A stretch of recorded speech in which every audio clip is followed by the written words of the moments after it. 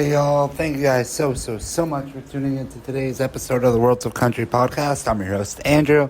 On today's episode, I'm joined by Harper O'Neill to talk all about her musical journey from Texas to Nashville and so much more, including her brand new single, Somebody. Hope you guys enjoy this one. I know I really did. Talk to you guys on the other side. Hey Harper, how are you? I'm doing well. How are you? I'm doing good. What have you been up to lately? Oh man, today I had the day off, so I'm in my PJs at home, just taking it easy. Because I feel like it's been pretty go, go, go here. But yeah, what about you? Nothing much. Nothing much. How often do you sort of get a day off like today? Lately not that often because I've just been writing every day, at least, if not like, recording or fixing mixes and kind of taking those next steps to get hopefully out on the road this year. But yeah, so it's been the first time in a while I feel like I've had a full day to just sit at my PJs. Do you even know like how to let go and and relax like that anymore, or do you have to like Well, readjust every time? actually, it's really funny, especially with like social media and your phone like always alerting you. Like I have to actively like set it in another room and leave it and just go actually sit and do nothing. And then classic, I'll like find myself picking up a guitar or like, like, oh, let me just listen to that mix one more time. And then all of a sudden I'm like back to it again. And I have to force it out of my hands. You get sucked back in one way or another. Exactly. Where are you? It looks tropical. Florida, Miami. Oh, awesome. Yeah. Very cool. Have to show off the palm trees. Yeah, I know. I'm like, dang, you know how to relax. Looks like you're on vacation. That's awesome. So when did you know that music was gonna be the thing for you? So I'm born and raised in Dallas, Texas, or outside of Dallas, Plano Richardson area. And then I went to UT Austin for school for college. And while I was there, I played on Sixth Street a bunch, just doing cover gigs, kind of similar to what we do here in on Broadway. Like a lot of singers kind of do that stretch of bars, and it's very similar. At least it was. I haven't been back in a while, but Sixth Street's kind of that similar vibe. So I would go down there, play 3 or 4 hours, make some cash, and go meet up with my friends downtown after. And it was really a hobby at that point. And then when I graduated, I realized I didn't really know how to write a song. So I didn't think it was super feasible for me to go be a songwriter at that point. So I moved back to Dallas and I kept playing gigs on the weekends and, just inviting my friends to come out and see me. And I got a job doing marketing for a financial services company. And I was there for about 7 months and I was like, I just don't think this is what I'm supposed to be doing. And I had a friend call me who actually runs a really cool program here in Nashville called Creative Vets. And I had met him a couple years before, and he had just started this songwriting branch of his organization that brings in like top tier songwriters with veterans to help them cope with their PTSD and trauma and things like that through songwriting. And he had just started this program and he called me. I hadn't heard from him in years. And he was like, you need to move to Nashville. And I was like, no, I don't. You're insane. I'm not doing that. And so he's like, okay, just come visit. So I stayed with him and his wife for about a week and he took me out to all the bars. And about 2 weeks later, I was like, okay, I'm going to move. And I just found some random roommates on Facebook Marketplace, or not Marketplace, Facebook Rooms for Rent. And yeah, moved out here a couple months later. That could have gone horribly wrong. It really, really could have. But I fell in love with this town and how accessible good songwriting is. Just you can go anywhere and see just phenomenal music played at any time. It's super inspiring to be around. So when you first moved out to Nashville, did you still have this idea in your head that you didn't know how to write a song really? Or Kind of. I definitely think there's a specific Nashville way to write a song that you can really only learn by writing with people in Nashville. But also being from Texas, there's this whole other style of writing that I think I was a little bit more prone to. And so I've tried to maintain a good mix of those styles since moving here, which is like holding on to a little bit of the left footedness that can sometimes come from Texas country and chasing these kind of big catchy melodies and things that really I've found come out of Nashville often, and trying to marry those two has been kind of my journey. You kind of have to find the right mix that works there, and it's a very delicate balance between the two. Absolutely. My friends and I always talk about it, and I always say to when I came to Nashville, I had to put both feet in to kind of assimilate and figure out what was happening and how the industry works. And then slowly the goal becomes to take one foot out and remember how you're different and how you stand out and what you bring to the table. So it's a tricky line to walk for sure. And it's something I'm still learning how to do all the time. What would you say have been some of the bigger lessons you've learned since you've moved out to Nashville? It's a great question. Um, One of them I would say is you have to show up to win. So, a lot of times as artists, it can seem like our work isn't liked, but it's probably because it hasn't been heard a lot. And there's a big difference between people not having access to it and never having heard it and them not connecting with it. So I think that's one of them is you have to be present and put yourself out there. And another one is, and this one's really hard for me, but uh, and I think it's hard for a lot of artists, to be honest, but to not run from what you do naturally and to lean into what comes naturally to you. I think the instinct is that if it comes easy, you didn't earn it or work for it. And so people tend to stay away from it and try things that maybe don't come naturally, in order to master them and to work on them and get to that place. But sometimes the magic is just what is naturally there for you. Yeah. Sometimes when it feels too easy, you kind of tend to run away from it, but like this can't be it. Absolutely. And that's like everything in life. I feel like when things are going great, you're like, all right, when's the other shoe gonna drop? Like, You're waiting So for the catch. exactly. So on the flip side of the lessons, what would you say have been some of the bigger challenges that you faced since you've gotten involved in the industry? Challenges. Oh, that's interesting. I think for me, a big challenge has been deciding on a first project. I've made a couple first projects that I didn't end up putting out because they just didn't quite feel like me. And they were great projects with, fabulous musicians, and the songs I thought were great. It's just at the end of it, I just didn't feel connected to it. So that's been a huge journey for me, and challenges. How can I get what's in my head and what I meant when I wrote the songs to come across in the recording process? And I think it's just a muscle that you have to work. And I had been playing live for so long, in Austin and for years. And so I felt like my live muscle was definitely stronger. And so catching up on the recording side has been challenging and also super fulfilling, because when you start to get on the right track and it starts to come to life how you pictured it, it's so fulfilling. It's just super Yeah. rewarding. That's got to be one of the most rewarding aspects of this whole thing at the end of the day. Absolutely. And finding those people that get you. Working with my producer now, Jake Gear, he's phenomenal, and he's done lots of great artist projects.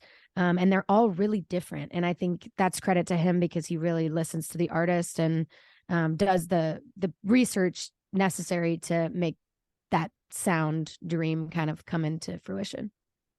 You kind of have to surround yourself with that group of people that understand and support your vision at the end of Totally. the day. Totally. Yeah. And add to it. Bring things that like you Yeah. didn't even know, were Yeah. possible. Yeah. It's a collaborative business at the end of the day. So It really is. yeah, it's It got to be. really is. Otherwise, It's otherwise we're all stuck. exactly. It's actually crazy how many people are involved. I think when I was young and like watching award shows and things, it often can look like one person or two people, but it's teams and teams of people that are behind all of these successes. It's really fascinating. And on the outside, there's definitely this idea and this perception that everything sort of comes together right away when really it takes years and years and years. Yeah, I think that's like kind of a joke in town, is like the overnight success, because often they've been here for 10 plus years, really working hard on the road, finding their sound, finding their music, and just working to get it to people. So you mentioned your sound a little bit before. How would you describe your sound for people out there who maybe haven't heard you before? So I think with this specific project that I'm in the process of releasing, I have two songs out right now. I have one song coming out tomorrow night at midnight, I guess 11 Central Time. And then the rest of the project is coming out later this spring. I'm not sure the date yet. I'm kind of making it up as I go along. But the sound we kind of went in trying to capture was, what if like Memphis soul music was made in Dallas? And what does that look like? So not trying to really compete with the incomparable sound that came out of music, that came out of Memphis, in the 60s and 70s and the 50s. And really trying to modernize that and put it through the filter of my Texas songwriting roots. So that's been kind of the line we're trying to walk. And obviously, since starting it, we've taken it in a bunch of different directions, right? Found different expressions of that same idea. So it's been interesting to see it evolve, but that was definitely what we went into it thinking. And so there are horns on the record, and there is kind of that Texas Western flair to soul music that's kind of weaved all throughout. So that's probably how I'd describe it. Who would you say most influenced this style of yours? That is a great question.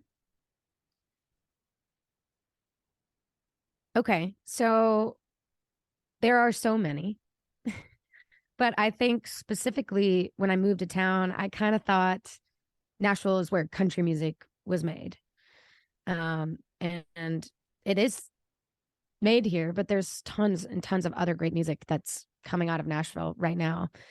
And I've recently gotten to work with this person and tell her how obsessed with her work I am. But there's an artist, Lucy Silvis, out of Nashville, and she's originally, I think she's British, so she's from the UK. And um, she made this killer record in, I think, 2018 called EGO. And it super inspired me. It was singer songwriter songs put in this sonic space I had never heard before. I couldn't quite tell what it was.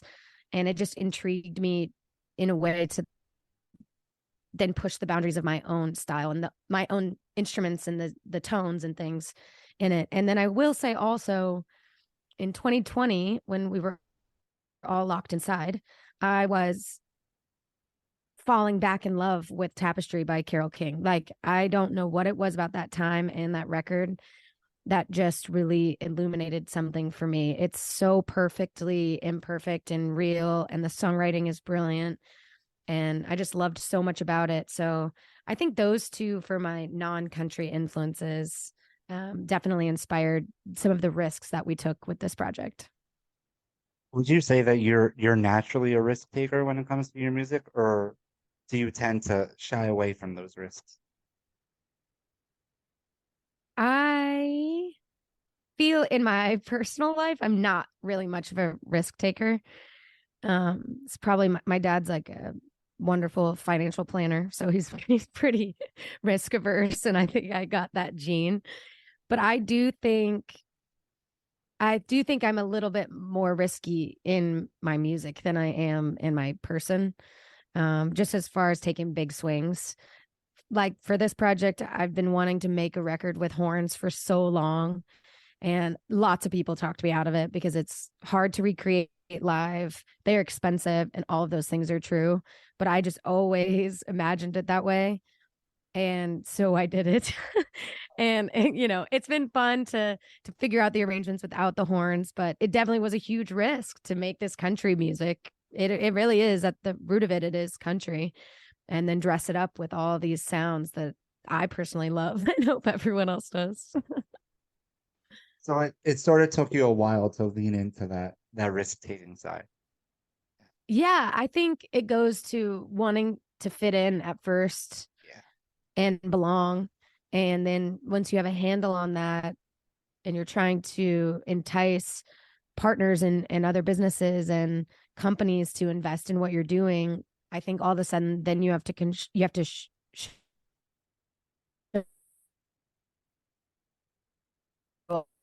all of the noise. I heard something the other day that like 100,000 songs are released a day or something on Spotify.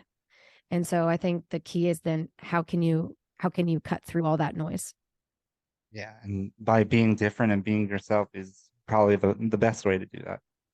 Yeah, but it is funny when you try really hard to be yourself, you end up not being yourself. No, yeah. If you try to be authentic, you end up being the most inauthentic you could be. Yeah, it's so true. You're like a cardboard copy of yourself, and it's really weird. Yeah. So how long would you say that it took you to find that group of people around you that you felt you could really trust and really sort of gel with? So as far as other songwriters in town, I was super fortunate when I moved to town. About 2 months in, I met my best friend, who's a fabulous singer songwriter and artist herself, Meg McCree.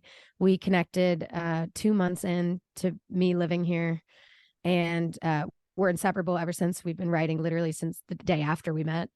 And then there was this round, this writers round on Demumbrian at Tin Roof every Tuesday that my friend Vinny Paolizzi put on. And it just so happened that the same group of people kind of kept showing up every Tuesday and trading songs with each other. And they all ended up becoming some of my best friends to this day and collaborators. And they're all pursuing their own artist dreams. And it's like Ben Chapman, Nate Frederick, Colin Nash, Tyler Halverson, Gabe Lee. It's just a really awesome group of up and coming artists. So I was really lucky to connect with them pretty early on. And then as far as publishing and producers and things, I recently signed with Jody Williams Songs last year. It was about 4 years into me being in Nashville, and I can't think of a better fit. He's such a champion of songs and risk taking in music and being yourself. And the team there is wonderful, Tennessee and Nina. And then as far as finding Jake Gear, I think I had to be ready enough for him to be ready to work with me. And I think he kind of got the sense that I was at a place where I was needed to make a move. And so he ended up reaching out to me, and it just happened to be the right time. And I just knew he had wonderful taste, and he's super passionate about music. I always think it's interesting. I feel like there's a lot of people in this town who I don't even know if they really like music, if that makes sense. And and I fall out of love with it sometimes when it becomes too clinical. And that's Yeah. always a line to walk to, is falling in and out of love with your job and your work and your hobby. And, it's all confusing when it's the same thing. And so it's great to have people who just love music and in my world. Yeah, I feel like those lines could get a little too blurred sometimes, and you sort of lose what you got involved in this in the first place for. Absolutely. And Yeah. you can tell when there's heart in the making process of something. So Yeah, you definitely could hear it also. Yeah, absolutely. Yeah. it's kind of hard. It's kind of hard to fake it. Yeah, it's really hard. Yeah, it's really hard to fake it. So, you have a new single coming out Friday. Could you tell us the story behind that one and how it came together? Yes. So I wrote that with my friend Meg McCree, which she just put out a song that we wrote together with Lainey Wilson last week, which I think Worlds of Country featured it I on did their write it. I page. did. I Yes, did. tried and true. So I'm super proud of that song. And then Meg and I wrote this one called Somebody that comes out this Friday. It was a Friday night. We were drinking wine and eating ramen noodles and sitting around the kitchen table at my house. And I had my little tiny baby Taylor, and I just started playing this lick that ended up kind of being the base of the whole song. And um, I think we just started talking about that feeling of when you meet somebody or see somebody out, and your imagination kind of runs away with you, and you think about what they might be like and if they might be a match for you. And then ultimately the hope is that they're not already in love with someone else, and that you stand a chance to maybe be with this person. But it's also kind of a commentary on the fantasy of love that you don't have, like it's not really real and true in the world that we live in, to have your partner have all of these perfect qualities. So it's kind of a fantasy about that experience of being in a coffee shop and seeing someone gorgeous. Very idealistic view of it. Yes, exactly. Yeah. So when you first moved out to Nashville, were you overwhelmed by the amount of talent around you, or was that something you embraced? Yes. Man, I am constantly overwhelmed by the amount of talent in this town in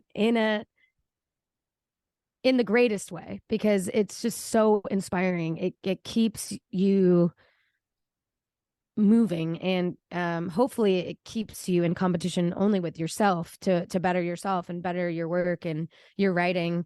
And I think that was instilled in me at the beginning of moving here with my friends at that writers round. We'd all go and then like, you know, Colin would show up with this incredible song and we'd all go home and be like, dang, Colin's song is so good. We gotta write a, you know, we gotta measure up and catch up. And you that muscle of songwriting and it can be super inspiring. It can be intimidating, but it can all I suppose it's the lens.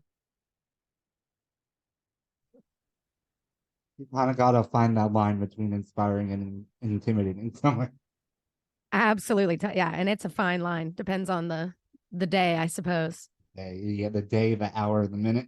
Yeah, yeah, exactly. So I want to do a little rapid fire with you before I let you go, if that's cool with you. Oh, I'm scared. Okay, yes. You better be scared. Let's do this. Pancakes or waffles? Pancakes. If you could only eat one thing the rest of your life, what would it be? Anything my grandma makes. My 20 mama. toes, 20 toes or 20 fingers? 20 fingers. I'd be so good at the guitar. Lift your feet up. If you could only listen to three artists the rest of your life, who would they be? Oh my gosh. Oh man. I'm gonna go Carole King.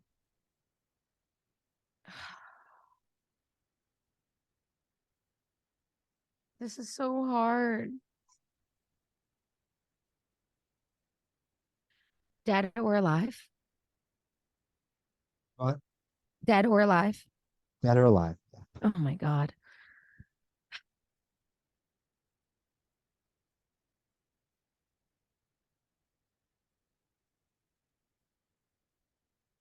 You can pass I'm gonna on it go. if you want to pass. No, no, no, never. I'm gonna go Willie Nelson, Carole King, and I'm gonna pick.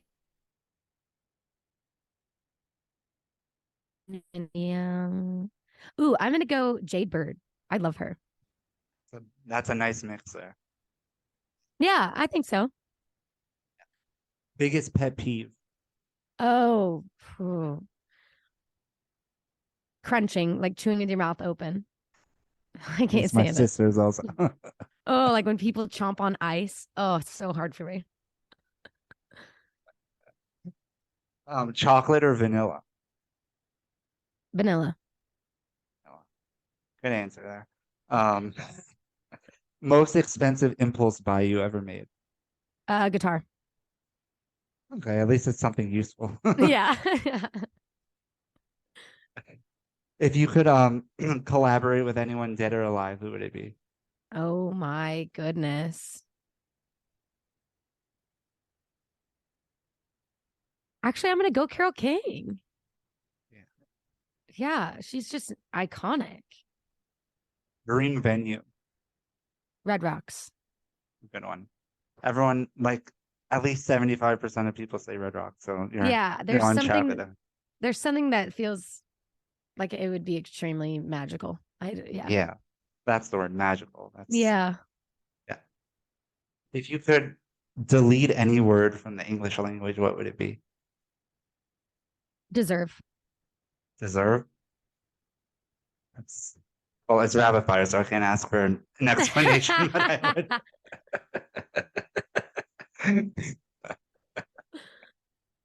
Well, thank you so much again for taking the time That's for the this. end. The end.